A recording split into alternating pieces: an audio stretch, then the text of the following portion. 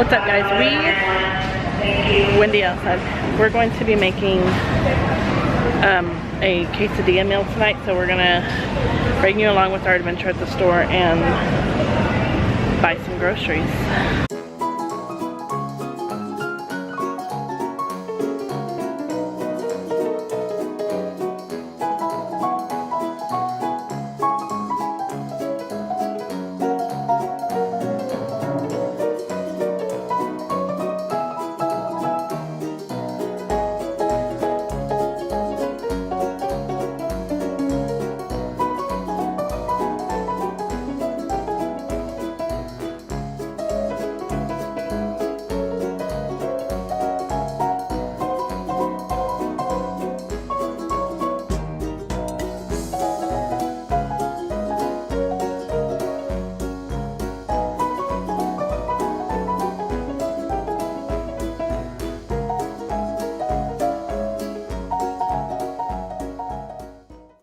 What not to do.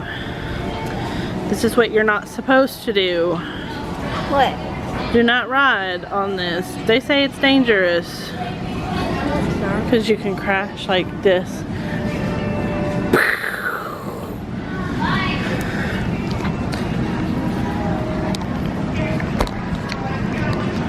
Alright guys, we are done getting everything that we need for our meal tonight. It's so heavy to push. Look at this basket. I have to push it like this just to make it go. Anyway, we're gonna check out, get home, and then I will show you everything. I will also link down below everything that we used to make this meal.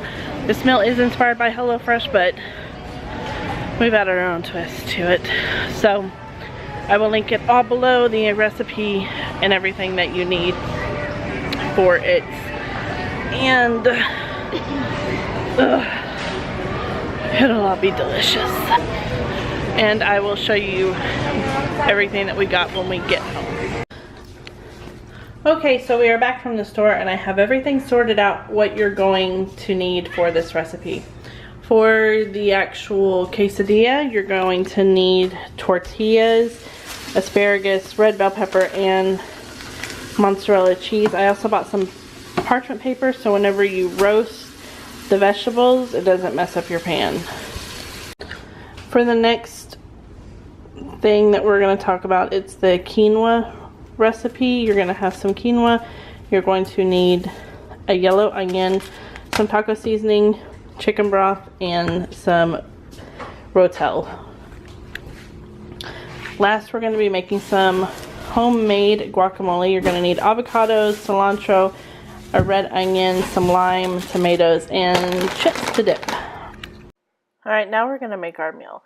First thing you're going to want to do is preheat your oven to 400 degrees Fahrenheit.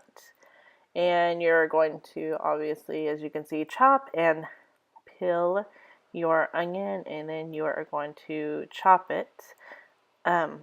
As you can see, what I do is I cut it in half, cut it down, then cut through the sides, and then it just chops in pretty even squares.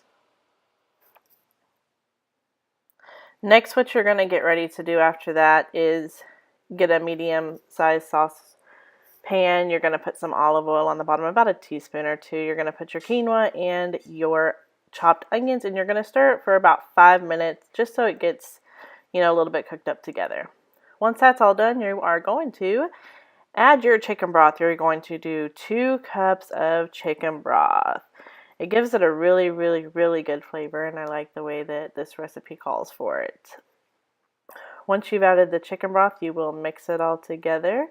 Next, you will be adding your taco seasoning. Add the whole package to the mixture. You will then mix it all up together, and it'll start to look really, really tasty and start smelling really good.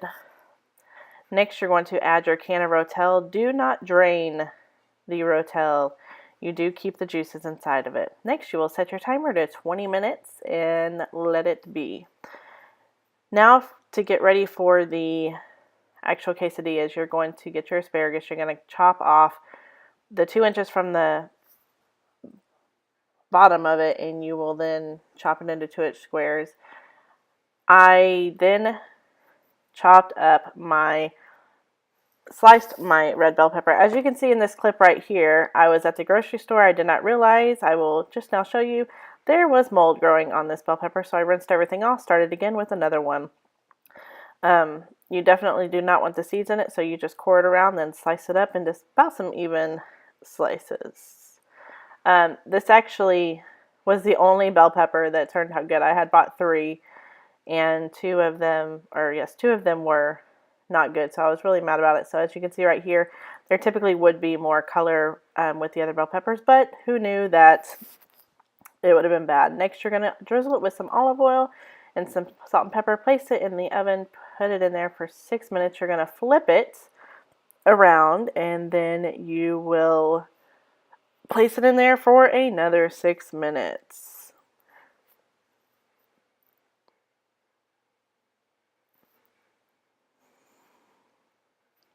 All right, next we're going to make our guacamole. You're going to half and you're going to de-seed the avocado.